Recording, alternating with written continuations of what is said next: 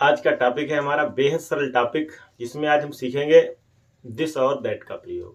This और that के प्रयोग के साथ साथ हम ये भी सीखेंगे कि दीज का प्रयोग कहाँ पर होता है और दोज का प्रयोग कहाँ पर होता है।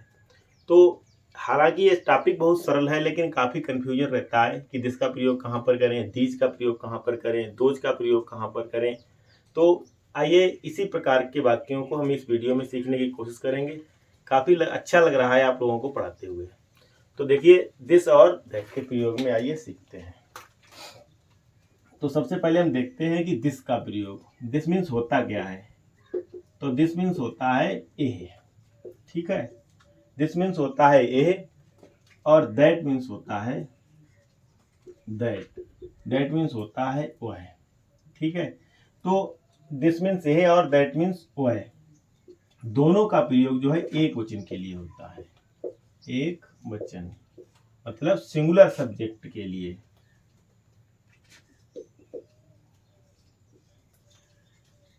सिंगुलर सब्जेक्ट के लिए हम जो है दिस और दैट का प्रयोग करते हैं।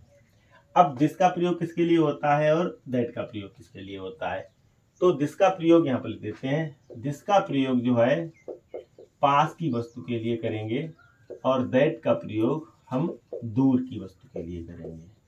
पास की वस्तु के लिए और दूर की वस्तु के लिए।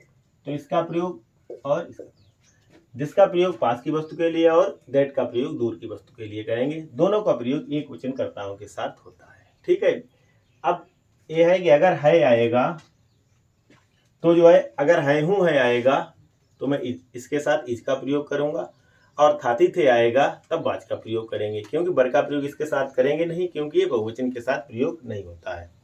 और आर का भी प्रयोग नहीं करेंगे क्योंकि ये बहुवचन के साथ प्रयोग नहीं होता है। तो मैंने इतना सीखा कि दिस मीन्स ये होता है और दैट मीन्स वह होता है। दिस का प्रयोग एक वचन के लिए और दैट का प्रयोग भी एक वचन के लिए। दिस का प्रयोग पास की वस्तु के लिए, दैट का प्रयोग दूर की वस्तु के लिए। कोई भी एक छोटा सा सेंटेंस ले लें, एग्जाम्पल के तौर पर देखते हैं कि यह एक किताब है। एक किताब है। ठीक है, तो सबसे पहले लगाएंगे दिस इज अ बुक। एक किताब है। अब वह एक किताब है या वह एक आम है। वह एक आम है। तो ऐसे समझ में ऐसे इसी प्रकार से समझ लेते हैं कि यह एक किताब है। अगर कोई पास में कोई चीज है तो हम लगता है कि पास में, इसलिए मैं दिस का प्रयोग कर देता हूं। और वह एक आम है, आम का मतलब दूर आम है, तो that is a mango. That is a mango, वह एक आम है। जैसे आम हम दूर बना देते हैं, यहाँ पर जो है दूर आम बना देते हैं। ये क्या है, दूर आम बना हुआ है। अगर यहाँ पर पास में होता तो यह एक आम है, दूर बना है तो वह एक आम है। अब देखते हैं, इतना समझ लिया कि दिस का प्रयोग और दैट का प्रयोग। आइए इसी के साथ सीखते हैं दीज और दोज का प्रयोग। दीज मीन्स होता है ए। ठीक है, और दोज मीन्स होता है बे।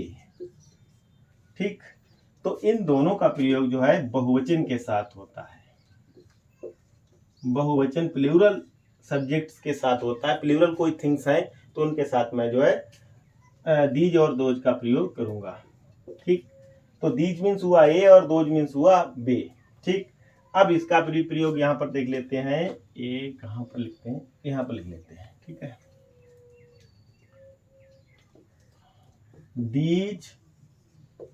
दीज का प्रयोग पास के लिए, पास की वस्तु के लिए, और दोज का प्रयोग दूर की वस्तु के लिए। दूर की वस्तु के लिए दीज का प्रयोग पास की वस्तु के लिए, दूर, और दोज का प्रयोग दूर की वस्तु के लिए। दीज और दोज का प्रयोग बहुवचन कर्ताओं के साथ होता है। दिस और दैट का प्रयोग एक वचन कर्ताओं के साथ होता है। अब ये देखते हैं कि जैसे दिस है हमारा, दिस यहाँ पे लिखते हैं, ये दिस है हमारा, दिस।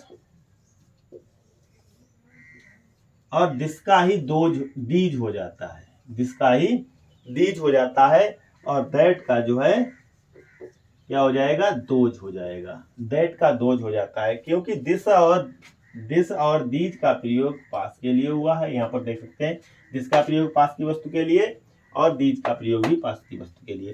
तो दिस और दीज दोनों का प्रयोग जो है पास की वस्तु के लिए होगा, और दैट और दोज का प्रयोग दोनों की प्रयोग जो है दूर की वस्तु के लिए होगा। अब दिस और दैट, दिस का प्रयोग पास की वस्तु के लिए, ठीक है, ये सब हो गया। अब बात देखते हैं, ये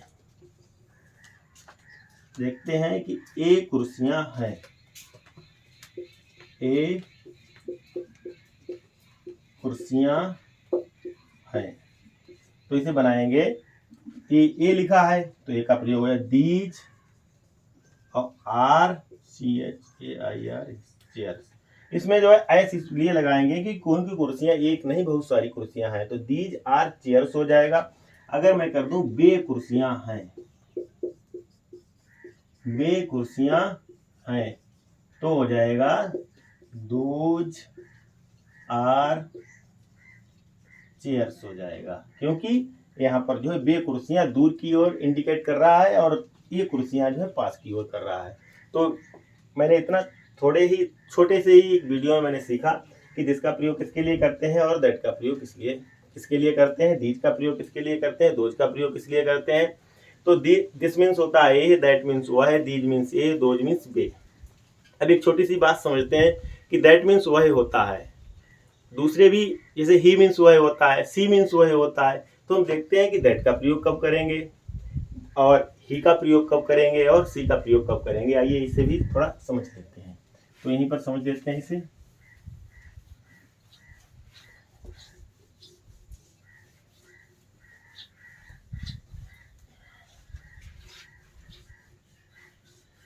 कि ये थोड़ा कंफ्यूजन हो जाता है कि हम कब जो है दैट मीन्स वो है, ठीक है, और ही मीन्स वो है, छोटे बच्चों को काफी कंफ्यूजन हो जाता है, और सी मीन्स वो है, ठीक।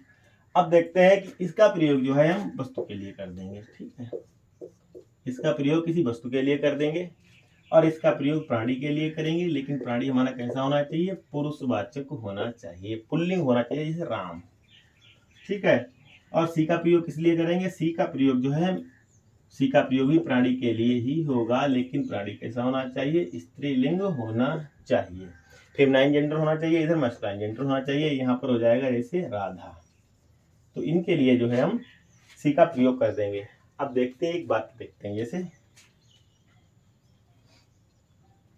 वह एक पतंग है, वह एक पतंग है, तो हो जाएगा दैट इज अ काइट, ठीक है। हम अगर कह दें कि वह खिलाड़ी है,